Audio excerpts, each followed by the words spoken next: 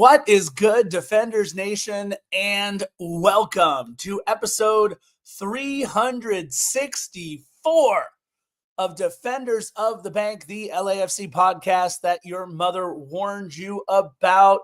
Welcome, welcome, welcome. We're one away from 365, which means you could start on January 1st next year and listen to an episode every single day and get through 365 different episodes. Welcome, everybody, to Defenders of the Bank. And this one definitely hit different. As you know, we did something very different on our One More Sleep.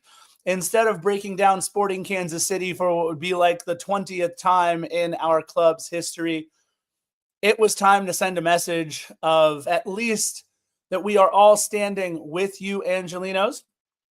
Tony, Beto, everybody in the chat. Love you guys. Thank you. Thank you.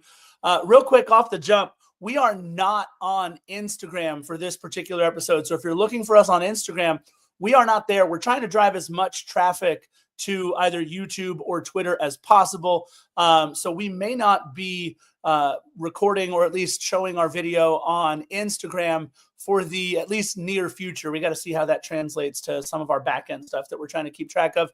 Anyway, the message that we wanted to send on One More Sleep was that we are standing with you, all of you Angelinos. I am a born and raised Angelino myself, but as I said, on One More Sleep, I look like this, and I'm not going nearly through anything, the likes of which so many people are going through in the city of Los Angeles. I have to tell you guys, I saw a video on, I think it was on Twitter today, of a roofing crew getting taken by one of these ice raids. And I kid you not, you guys, the roofing crew was working on the apartment complex that I lived in when I was at LMU in Westchester, California, right down the street. It was incredible to see these guys just get rounded up, no due process, no asking for identification. You're brown, we're taking you. And they were working right in front of the apartment that I lived in for like 6 years of my life. It was just a surreal scene. But I mean, I know people who have had their families taken, fathers, sons, brothers, people who just take it again. No due process, just, hey, we're going to round up a bunch of brown people, whether it's at Home Depots or whether it's been at construction sites, whether it's been all over the city. It is absolutely just ridiculous and madness what the federal government is allowing to occur and actually, I would say, inciting to occur in our city. It's absolutely ridiculous. I stand with every single one of you out there that feel all the ways that we feel about how this needs to get out of our city and fast. But I have to say, the message that our boys sent on the pitch for 90 minutes, that was everything that we needed from them and more. They did the heavy lifting on the pitch for 90 minutes to take our minds off of the madness and the chaos that was going on several blocks away from BMO Stadium. And then once stoppage time hit, the 90 minutes hit, the message that was sent by the 3252 may have been some of the most powerful things I've ever seen in my life. It was absolutely incredible. It brought people to tears at BMO Stadium. It was incredibly emotional. It was a catharsis, a release. I mean, absolutely unbelievable what we were seeing after the match, well after the match. This is Los Angeles was the chant, not we are Los Angeles, because that's what we cheer. We chant on the road. It was this is Los Angeles, and it rang throughout not just BMO Stadium, but throughout all of downtown Los Angeles and all of Los Angeles and Los Angeles County. It was an incredible message that the 3252 sent. I thought last week I was the most proud of the 3252 that I had ever been with that performance against Club America and going toe to toe to toe with every single member of La Monumental and everybody else from Club America until they actually punched themselves out. They didn't throw that many punches in the first place. And we're talking hypothetical, like cheering punches kind of a thing, not actual punches, which is pretty cool, by the way. It was a great atmosphere there. 32-52 outlasted. It was kind of Muhammad Ali, rope-a-dope, rope-a-dope, rope-a-dope, but they kept throwing and throwing and throwing. And then all of a sudden, last 15, 20, 25 minutes and added extra time, the 32-52 just blew the doors off of BMO Stadium. I thought that was the most proud that I've ever been of the 32-52. I mean, international news media talking all about the 32-52. I know we're a family show, but there you go. The 32-52 all over international media for the performance, for the atmosphere against Club America. But then the next week, to go out and send the message that they did in the way that they did, the silence was deafening for 90 minutes. And then the roar sent just as big of a message. It was an absolutely incredible scene at BMO Stadium. We are going to talk about the match just a little bit. Let's talk about a couple quick things on news and notes. And we are going to do it this day in LAFC history. We haven't done one in a little bit, but I had to mention today's This Day in LAFC history. It was kind of fun. I just want to remind everybody that the Mo Facio Futsal Court fundraising effort is still underway. Head on over to lafc.com/Mo-Facio to donate. We are going to do a very quick This Day in LAFC history. And we're recording this on June 10th. So let's look at June 10th in LAFC history. How about June 10th, 2019? June 10th, 2019. Don't worry, Johnny. Getting there too. June 10th, 2019. LAFC transfers Andre Horta to SC Braga. LAFC retaining 50% of the transfer value in this transfer. What is now 6 years ago, LAFC transfers Andre Horta to SC Braga. So you're thinking, okay, cool.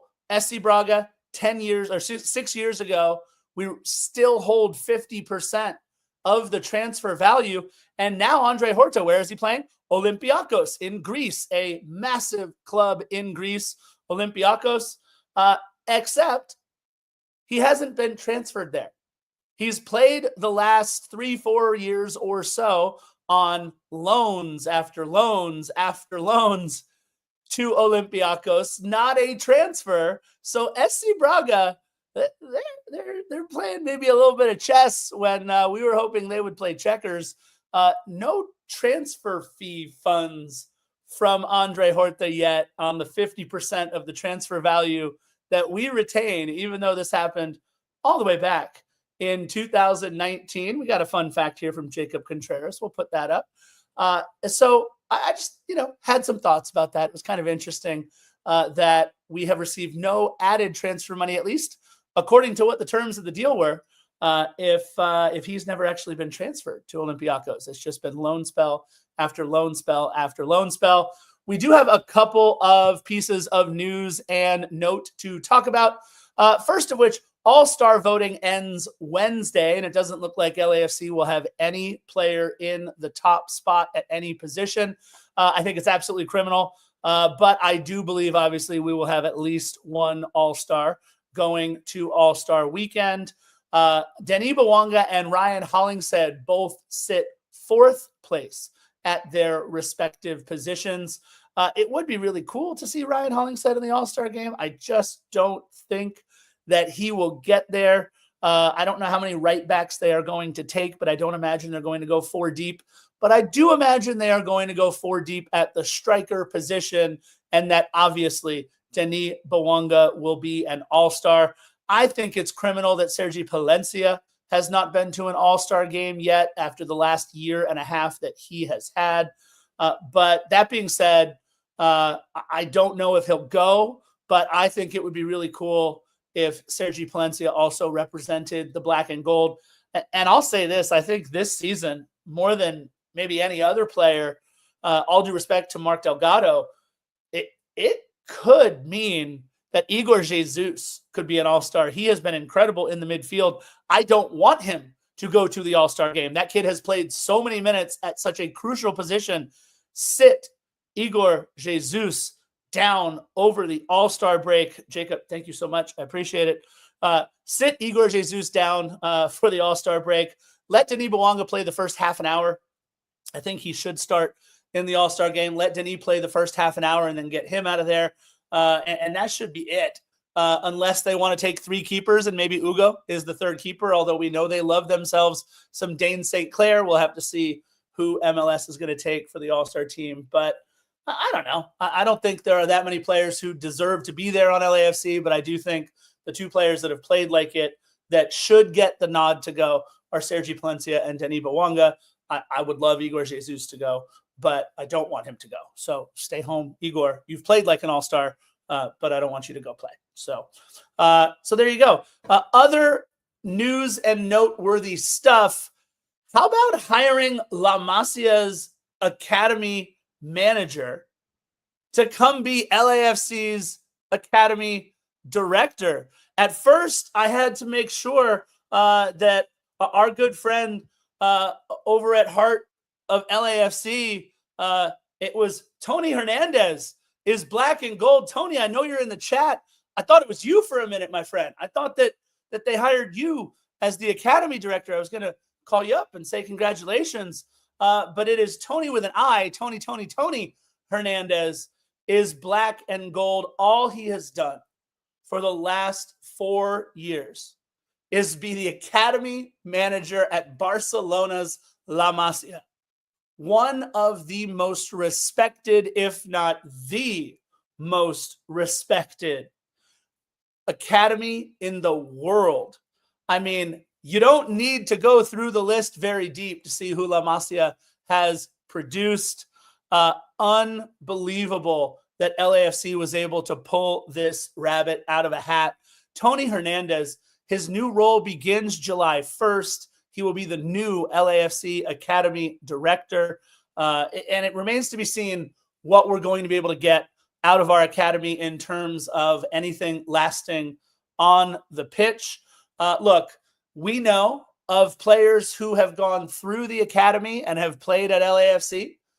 The player returning the biggest dividend so far, easily, Nathan Ordaz. He has been the best academy product. Number 2 is Eric Duenas. And then from there, the list is sparse.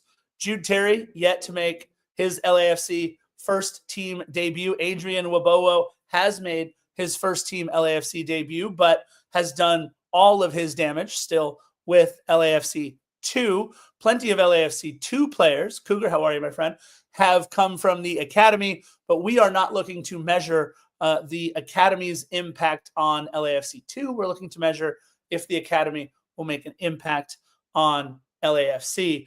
And then the other big news happened a couple of hours ago. An international hat drop today, June 10th. If you're listening to this tomorrow, that means that the special transfer window, which was open from June 1st all the way through today, June 10th, June 1st to June 10th, LAFC was able to sign players in this special 10-day window. So were, by the way, all other MLS teams from the United States, both Seattle and Inter Miami, obviously also in the Club World Cup. But this transfer window was open for anybody in the United States. And it looks like someone is coming. It is an international hat, which means it probably isn't Danny Crisostomo, guys. It's probably not the 8th coming of Danny Crisostomo. So the question is this, and I want to quote my buddy. We got a buddy who always joins us in the chat. His name is Seed. Seed he said one of the coolest things. He said, for the next couple of hours, you can't tell me it's not Cristiano Ronaldo. Now listen, everybody, deep breath, relax, stop. Just 1 second. It better not be Mario Gonzalez. I'd be a little pissed. He's technically still on the team, isn't he? Isn't he just on loan right now from somewhere? We shouldn't need a hat drop for Mario Gonzalez unless his loan expires July 1st, and then he can get out of here. All right, listen, let's talk about Cristiano Ronaldo for just 4.5 seconds. It's probably not Cristiano Ronaldo, right? And I know a lot of people have some feelings about, I don't want it to be Cristiano Ronaldo. He's an Herbalife athlete. He's this, he's that. Please stop. everybody and their mother would take Cristiano Ronaldo on LAFC. It turns out he plays the number 9, and we need that. And he's one of the best to ever do it in the history of the sport. If it were Lionel Messi, if it were, any player of that caliber at whatever point in their career, including this one that Cristiano Ronaldo is at. And look, we know it's 99.9%, right? Not going to be. But until you tell me who the international hat is, a boy can dream, right? A boy can dream. All I'll say is this. Yes, he's an Herbalife athlete. Blech. That's gross. It's terrible. I would never want it. Okay? Obviously. But it's Cristiano flipping Ronaldo, people. And so we can talk about it and we can dream about it because it would be so badass if Cristiano Ronaldo was in black and gold. Come on. It would change the entire narrative. It would be an incredible get. I mean, pretty cool. A lot of people are saying, oh, it's a clock, so maybe it's Muller time, that it'll be Thomas Muller time. But I believe he's traveling with Bayern Munich, and he's kind of closed the door. I don't know. I don't know that that's actually the case, but some people are speculating Muller. There's been all kinds of silly season speculation out there. Paul Pogba was one of the names as well. It doesn't look like it'll be Luka Modric, who was my pick that I really wanted. But that being said, for the next little bit, it's Tony Hernandez, our new academy director. Thank you, Tony. I appreciate you. I believe that we can all dream for it being Cristiano Ronaldo for at least a few more hours until it's obviously someone who's not as big as Cristiano Ronaldo, because he's the, in my opinion, second largest name in the sport right now. I still think his name, his reach, his global influence is something that obviously only the guy wearing bright pink down in Miami can lay claim to other than him. Erling Haaland and Kylian Mbappe and Lamine Yamal and all these guys are better players, absolutely, by far, than Cristiano Ronaldo and Lionel Messi. That's not what we were saying. But in terms of being a walking, talking, real-life GDP that comes to your stadium, it would be kind of nuts. So we do see, by the way, that Tony Hernandez, our new academy director. Now, remember, don't get ahead of yourself. You don't start until July 1st, but he is saying in our chat here that I will develop the future Messi with the LAFC Academy. So that's a big deal. It would be cool. Jacob Contreras is saying maybe Dilrosun. It would be a cool one, right? Didn't he just play for Club America against us? And now he's not going to the Club World Cup. He's going to come on over to LAFC.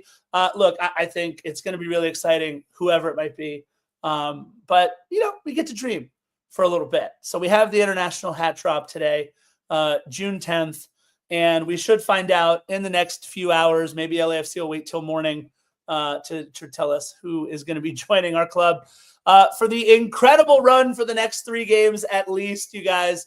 But before we talk about the next 3 matches, and yes, we are going to do a fun little series on Chelsea and a fun little series on Esperance ES Tunis, the team that we were playing from Tunisia, and of course from a fun little series on Flamengo. It's getting to be silly season, folks. And I'm super bummed because the truth is this: I am not able to travel. I was definitely looking forward to traveling, but some stuff has come up on my end, on the back end of things. And unfortunately, I am not able to travel. If you are traveling to Atlanta, Nashville, or Orlando, please hit me up. I want to pay you to maybe purchase some stuff if you go out there. So that'd be really cool. Let's talk.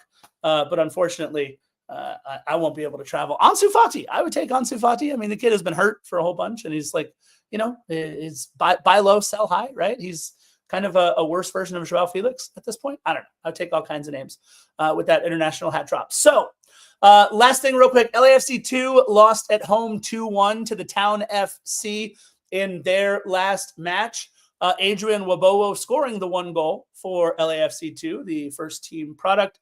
But unfortunately, LAFC 2 falling at home 2-1 to the Town. Their next match is in Vancouver, Thursday, June 2nd against the Whitecaps. LAFC 2 currently 8th of 14 teams in MLS Next Pro.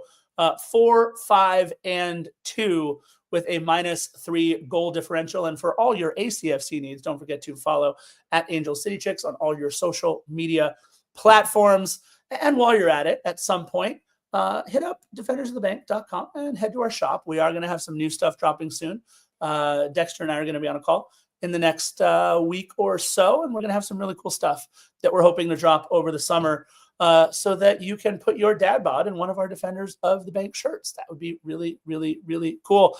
Tony, this Philly guy that you hear about has been on location in Cary, where the TST tournament was. He was able to call 21 matches for the TST tournament, and a team chock full of major arena soccer league players, and especially players who play for the relatively hometown Empire Strikers.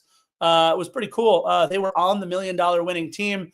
Bumpy Pitch FC was the team that won it, which was kind of neat, that a team called Bumpy Pitch was beating teams like, I don't know, Borussia Dortmund and Club America and all kinds of massive, massive names that were there, Wrexham and some others. So it's pretty cool. I'm going to take a sip of something to drink. So let's travel back in time a couple of days to June 8th, of course, the night of the match against Sporting Kansas City. It was amid a backdrop of ICE protests across Los Angeles, some of them not very far from BMO Stadium. LAFC took the pitch, and for 90 minutes, LAFC put on a show for the black and gold faithful, for all of Los Angeles, so that we could at least use sport for 90 minutes, use football for 90 minutes, use the world's game for 90 minutes as a little bit of an escape. And then after the 90 minutes were played and stoppage time began, or right around stoppage time, the 3252 raised their voices together to send their second message of the night. We'll talk about what the first message was in just a moment. It was just an incredible night. So let's talk real quick about Sporting Kansas City heading into the match. And I know it does feel a little weird to want to break down the Sporting Kansas City LAFC match amid the backdrop of everything that is going on, but we are still an LAFC podcast, and we want to cover our boys because they did their work on the pitch for 90 minutes so that we could do our work here and use our platform for things like making the statements that we do from time to time on here. It's what we have our platform for. So let's back up. March 31st, Sporting Kansas City fires, I guess Peter Vermees fires Peter Vermees, because Peter Vermees was also the sporting director. And I don't know. I have no idea how that all works. But Peter Vermees fired Peter Vermees, or Peter Vermees stepped down and he let Peter Vermees know that he was going to do that. Whatever happened on March 31st, Kerry Zavagnin took over as interim head coach for Sporting Kansas City. And let's back up a second. Kerry Zavagnin is 50 years old, relatively young in the grand scheme of things of football head coaches. He has coached 11 matches for Sporting Kansas City and has done a heck of a job. 4 wins, 4 losses, 3 draws, 15 points from those 11 matches.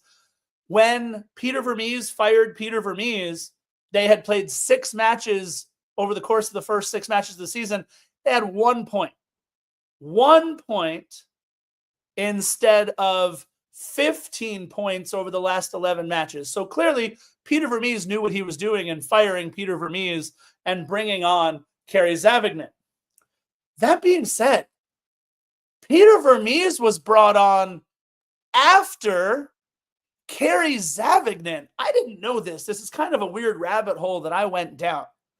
But the coach that Peter Vermees took over for, Kerry Zavagnin, was the assistant manager under him before Peter Vermees took over. And then Peter Vermees managed 600 plus matches for Sporting Kansas City. Kerry Zavagnin was the assistant manager under him.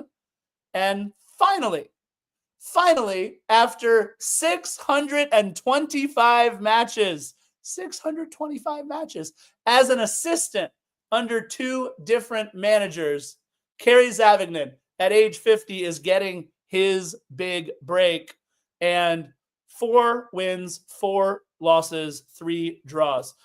First Dutch-born player, wasn't it Adama Diomande? Or am I wrong? Am I wrong about Adama Diomande? I don't know. Could be wrong. He's Norwegian? I think he's Norwegian. Actually, I take that back. I don't know who the first Dutch player was for LAFC. He's from Norway. Never mind. I have a card of him in his Norwegian uniform. So really cool about Kerry Zavagnin. Congratulations. I didn't realize. Talk about waiting your turn. Absolutely incredible.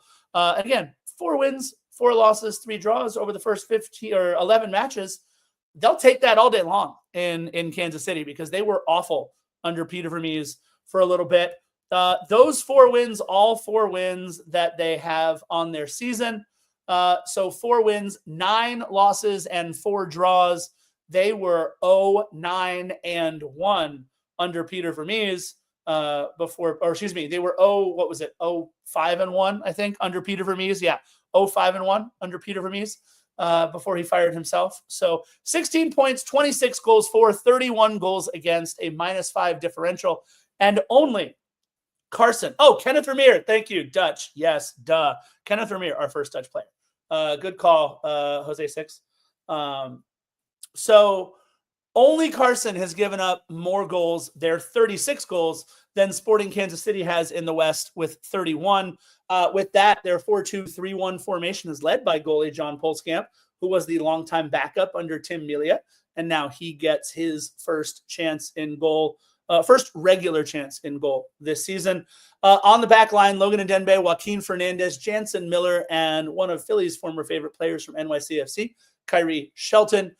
In the midfield, Jacob Bartlett, no relation to the West Wing Bartletts, Memo Rodriguez, and on the front line, the 4 of Magomed Suleimanov, Manu Garcia, Daniel Shalhoui, who has been there quite some time, and Dejan Joveljic. We know Dejan Joveljic. He would announce his presence once again with authority relatively early on, and he would celebrate, which, you know what? Good for him.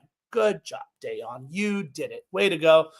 In the 18, the players that we would see were Jake Davis, Santiago Munoz, Tim Leibold, and Stephen Afrifa. For LAFC, LAFC would have no Nathan Ordaz, who, by the way, just registered an assist for El Salvador tonight in their match against, I believe it was Suriname. The last time I saw the score, it was 1-1, El Salvador against Suriname. And yes, by the way, I saw Switzerland play tonight. I didn't see the U.S. men's national team play tonight. I looked at no player registered a shot on target, so I assume they weren't playing tonight. But against some sort of poor defenseless team, the U.S. men's national team laid an absolute egg, 4-0.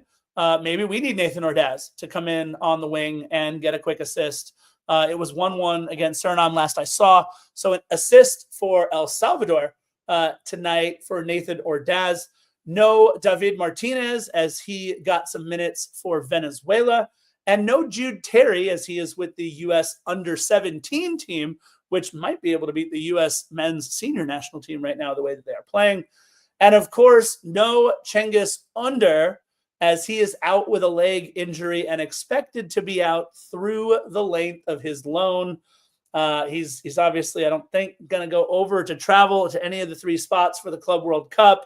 And I think that might be it for Cengiz Under in black and gold. Kind of a what could have been, right?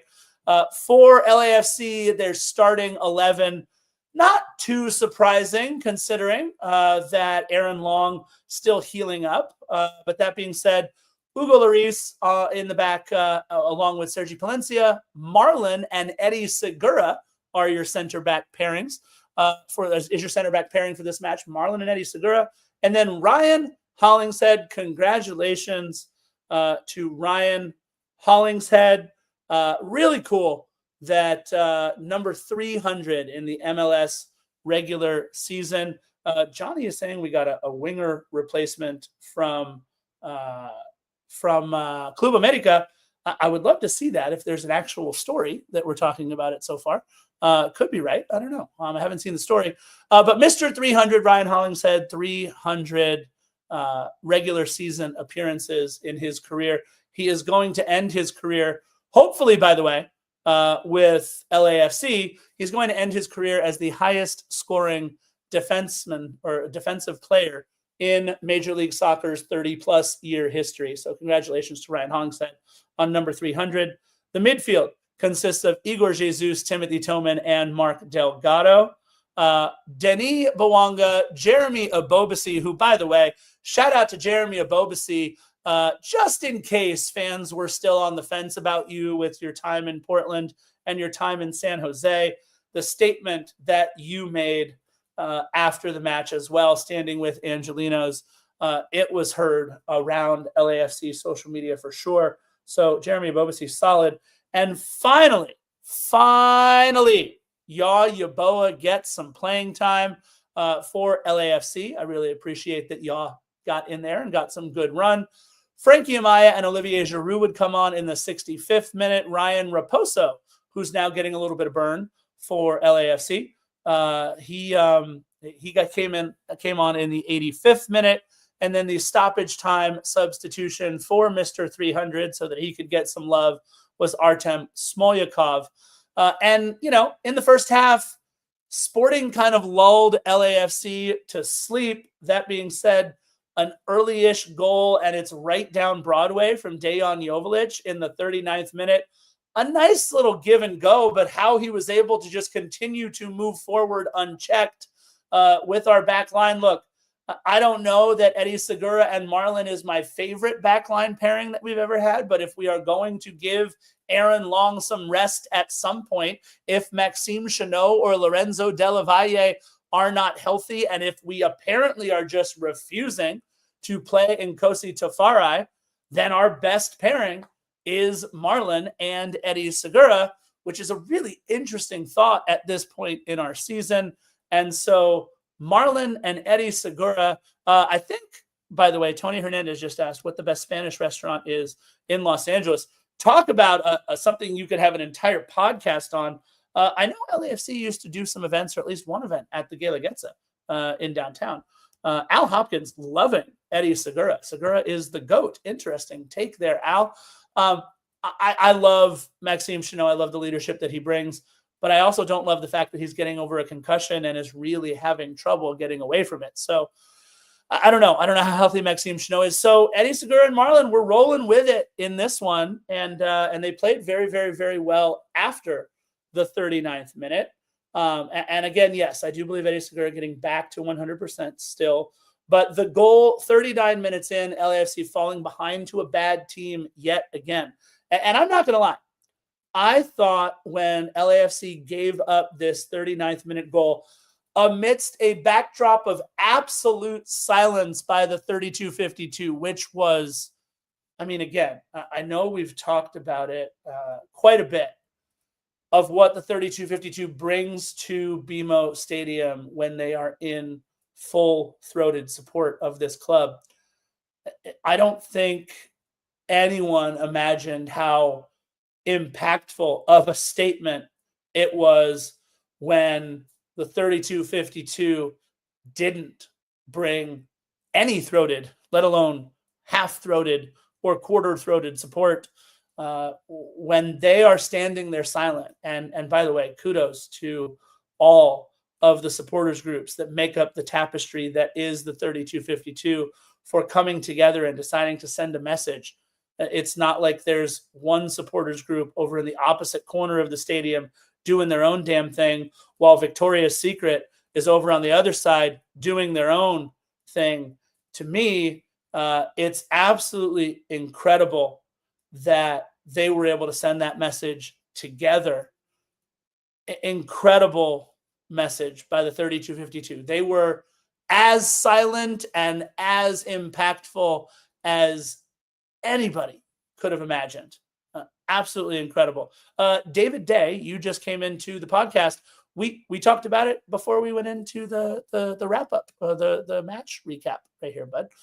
Huge move that LAFC bringing on Tony Hernandez. Tony Hernandez has been in the chat the entire time with us. You can say hi to Tony Hernandez here in the chat. We actually have 2 Tony Hernandezes in the chat on this one. The signs that were painted, obviously, among other things, right? There were things that we can't repeat on there, but abolishing ICE and getting ICE out of Los Angeles and all those things. The signs sent a message, sure. But I don't even think they needed the signs. I was glad they were there. There was one that had an expletive about Trump that sign was taken away. And I understand why that sign was taken away. Look, I don't care how you feel about the president of the United States. I understood why they couldn't have that sign up, even though some people may share that sentiment on this podcast. But it was, the signs to me were obviously another way to send the message. But what the 3252 was doing the entire time sent the message. And you're absolutely right, Johnny, and others who have mentioned it in the chat. They showed it. They showed all kinds of signage on the Jumbotrons in the stadium.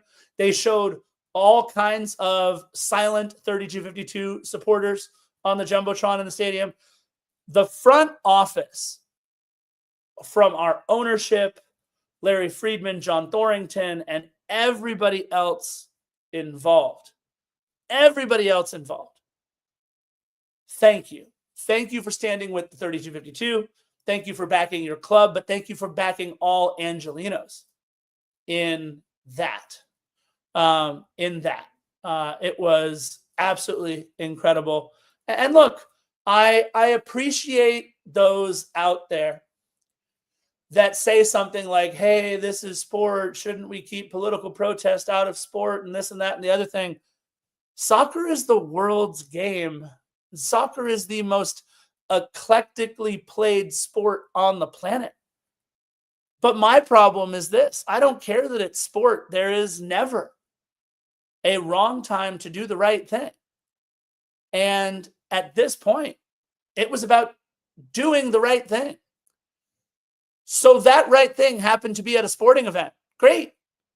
If that right thing happened to be at a concert, great. If that right thing happened to be at a movie or a play or any other type of protest, great. But that being said, the right time to do it was right then and right now and tomorrow and the day after. It doesn't matter if it's at an LAFC match. It doesn't matter if it's at any other type of event. Sorry. I disagree with all you guys in the chat, or at least somebody in the chat who's saying, maybe we should keep it out of sport. I just disagree, but that's okay. It's my podcast. I get to say how I feel on this one. It's how it is. I know I also host it with Philly and Lafferty and several other people. It's not just my podcast, but this one, I'm here. So I stand in front of and behind everything that I say. First half stoppage time. Hey, can we talk real quick about aren't we going like squirrel after squirrel after squirrel thing right now? We just went on a whole rant about ICE and the message and everything else. Now we're getting back to the Sporting Kansas City match that we were talking about. That being said, can we talk for just a quick second about the incredible weapon that Denis Bouanga is becoming on corner kicks? Not the incredible weapon that Denis Bouanga is over the course of the run of play or from the penalty spot or on free kicks, but from the corner. Denis Bouanga has been an absolute nightmare for other teams. And it's clicking well when it's Steady Eddie with the goal. Eddie Segura on the other end of a beautiful corner kick by Denis Bouanga. And now LAFC really adding something to their repertoire, adding something into the mix that now clubs just can't double and triple Denis Bouanga. We saw what happened later on in the match when the double team came too late. Denis destroyed, as Philly would say, his defender. But that being said, absolutely incredible by Denis Bouanga on the corner kick, a perfect corner. The assist, by the way, was goal contribution number 70 for Denis Bouanga, his 70th MLS goal contribution only Carlos Vela's 137 goal contributions are more than Denis Bouanga's in Major League Soccer. Sorry, I had to take a drink of something because, I'm the only one talking here. But that being said, congrats to Denis. And what that did, that first half stoppage time goal, it took all the momentum away from Sporting Kansas City. LAFC had already been outplaying them a little bit in that first half, but it took away all the momentum from Sporting Kansas City. And after halftime, we talked about how Steve Cherundolo, it's all house money for him this season. He made the right moves yet again. In the 59th minute, Denis Bouanga, after absolutely rattling and rolling his defender into sweeping the leg, Johnny, which you can't do if he's inside the box, he earns his own penalty kick and then buries his own penalty kick with Pulskamp going the wrong direction. And Denis, by the way, left no doubt on that one. That one almost into the 32-52. It hit the back of the net so hard from Denis. And just like that, now he's on 71 goal contributions. Now he is inching closer and closer to Carlos Vela's goal scoring record in black and gold. Denis Bouanga with a goal and an assist now 60 minutes in. And from then on, Denis Bouanga, if you go back through this match, if you go back through our last 10 matches, he has done so many things to create chances. And I'm going to say one more thing, because obviously he's going to create one more chance later on in the match. But I'm going to say one more thing.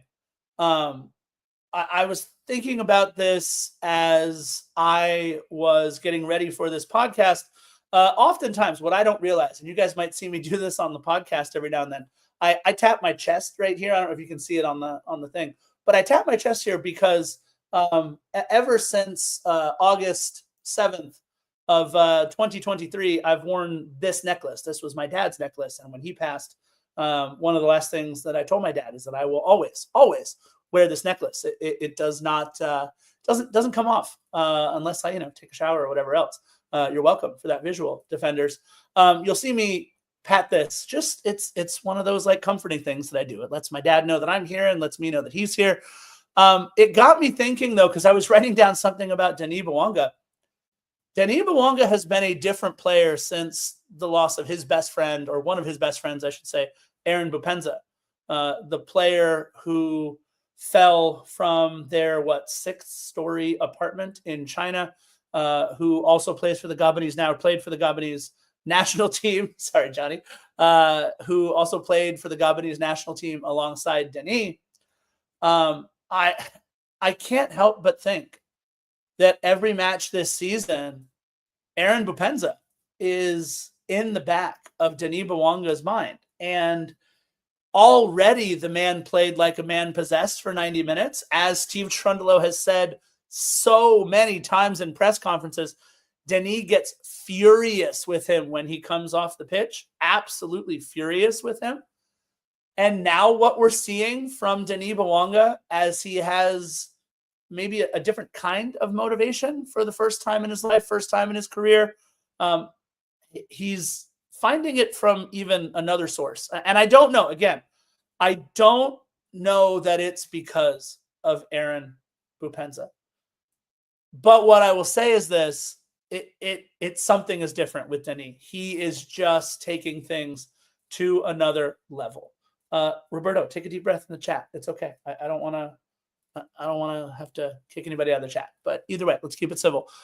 So incredible by Denis Bouanga. He has been a man possessed over the last bunch of matches. And I think it coincided with Aaron Bupenza and the loss of his best friend. So something to think about over the course of this year for Denis Bouanga. So LAFC plays a heck of a second half, by the way. Plenty more chances, not a lot on the end of Sporting Kansas City. And then in stoppage time, after a good build-up, hold-up play from Denis Bouanga, which I wasn't expecting. Hold-up play. And he makes the quick little pass over to the right side to Olivier Giroud, and Giroud able to put it in the back of the net, and just, one of those moments that a little bit of it reminded me of Carlos Vela's assist to Fito Zelaya. Olivier, don't get upset because I know you'll probably be in the chat. I'm not comparing you to Fito Zelaya. But it was one of those goals where you were like, Denis, you wanted to break that man and score your second goal of the match. We're trying to get you a golden boot. We're trying to get you to 20 goals. But for Olivier Giroud to score that one, maybe it worked a little bit more in LAFC's favor because we know we are going to get the best of Denis Bouanga every single match, every single minute. But maybe a goal like this is one of those things that keeps Olivier going. So a good move there by Denis to have the hold-up play. Olivier gets the goal in stoppage time. It's 3-1. But the other thing that happened right before that goal was that the 32-52 broke their silence. The 32-52 began to break their silence. They chanted, the match ended, and they chanted, and they chanted, and they chanted. This is Los Angeles. Over and over and over again. They sent a message with their silence for 90 minutes. A message that if anybody has followed or stumbled upon an LAFC match in the last 7.5 years, one of the first things you can't help but hear is the chorus of the faithful, the black and gold, the 32-52. And when you tuned into this match, you heard relative silence. And then once stoppage time hit, it was a punch to the chest. It was some of the most emotional feelings that have ever existed inside of BMO Stadium. And I'll say this, it was a different kind of emotion than has ever existed in BMO Stadium. I often think about what it must have been like to be watching somebody like Jesse Owens in the Olympics against the Nazis, or even Tommy Smith as he held up his hand, and John Carlos as they held up their fists, and you heard the national anthem play. It was incredible. And then something else happened. The entire stadium picked it up. It wasn't just the north end. It was the entire stadium who reminded everybody that this is Los Angeles. Incredible. South End, Figueroa, Field, Founders, Sunset, everybody got in on the chanting. It was an unbelievable feeling, an unbelievable finish. And I truly believe the most important thing that maybe our club has ever done, the most important and impactful thing that our club maybe has ever done. So, end of the match, sure, we win 3-1. Sure, we pick up 24, 25, and 26 points in the standings. We're now 5th, 7-4-5. The unbeaten run continues. All those things are great. None of those things felt like they mattered. It also was great that our club performed the way that they did in the moment that we needed them to, so that amidst the backdrop of all of this, it also includes a 3-1 victory. It includes 3 points. It includes a dominant win over a not-so-great team. But when 22,000 black and gold faithful stand shoulder to shoulder in BMO Stadium against and for everything that we were against and for. But it was one of the most impactful things I have ever felt my entire life.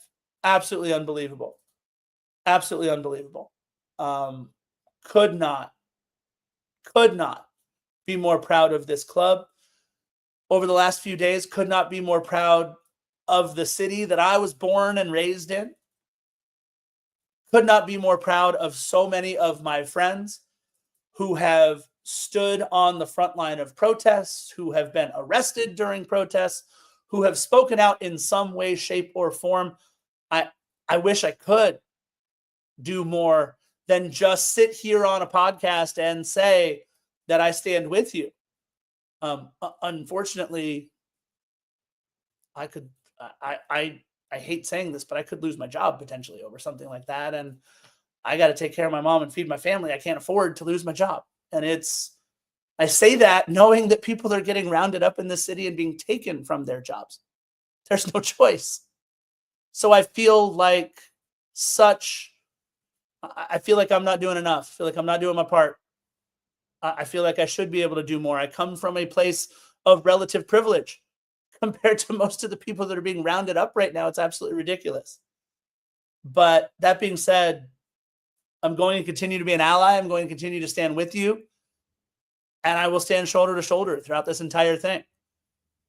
So for that, I am super grateful for our club, for all 22,000 inside the stadium, and super grateful and super proud of the way that our city is responding. I want to remind everybody that you got to try to stay as safe as possible in these times as well, because you have to remember you also can't pour from an empty cup. You need to be there for the next time and the next time and the next time. That while there is the backdrop of action, we do have to be careful and be safe, because we want to be there for all of our loved ones. If, by the way, you guys ever see things on the internet, if you see where ICE is mobilizing or whatever else, share it with us at Defenders. I saw the ones that were obviously being shared at BMO Stadium. It was sick. I was sick to my stomach to see our stadium in the background, the Coliseum in the background, as ICE was mobilizing in that parking lot there, or in that little street area in between Christmas Tree Lane and the Coliseum and BMO Stadium. Absolutely sick. But LAFC doesn't have a home match until June 28th when we take on Vancouver Whitecaps, because our next three matches, you guys, are in the Club World Cup. The Club World Cup. Our next match is a match that matters against Chelsea. Stop. Think about those words for just a second.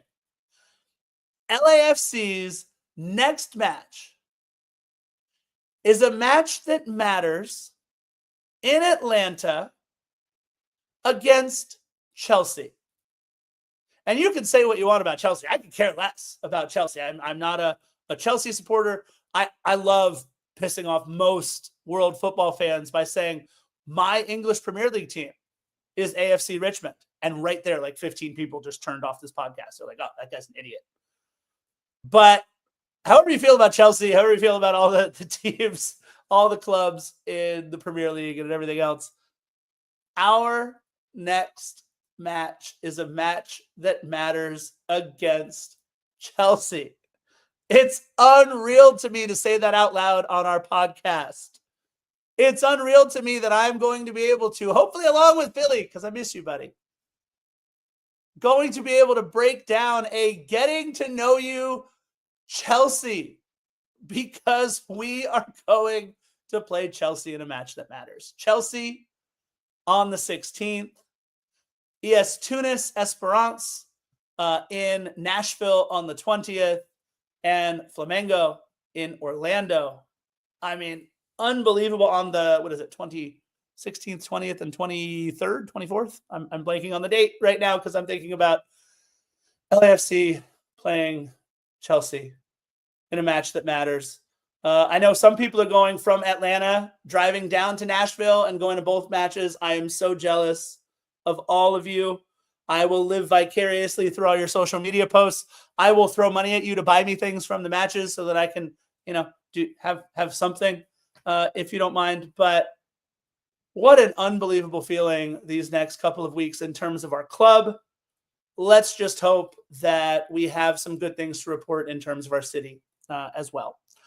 For everybody in the chat, Cougar, you can't say jealous. We will be watching from Dublin when you're in Dublin, by the way. Come on. That's that humble brag, right? Like, oh, shucks, I won't be able to go to Atlanta because I'm sitting in Dublin at a pub. I love you, Cougar, but that was pretty funny. For all of you that access Defenders of the Bank from all the different places that you do, thank you for making us a part of your LAFC lifestyle. We absolutely love doing this for you. This is episode 364. The next one will be an entire year of episodes. You can listen to one per day for an entire year and still not hear the same episode twice, which is unbelievable. But that being said, you guys, thank you for all of your support, everything that you do to be part of the Defenders family. We love you guys so much. And you know how we like to end each and every one of these incredible episodes. Where's Ruben with the don't forget to, like and subscribe and all the other stuff? I'll wait because I'm going to stall until Ruben does this thing that he does for us. If he's still here, hopefully. There it is. Love you so much, Ruben. We got you, buddy. Shoulder to shoulder indeed. We love you guys. And bye-bye.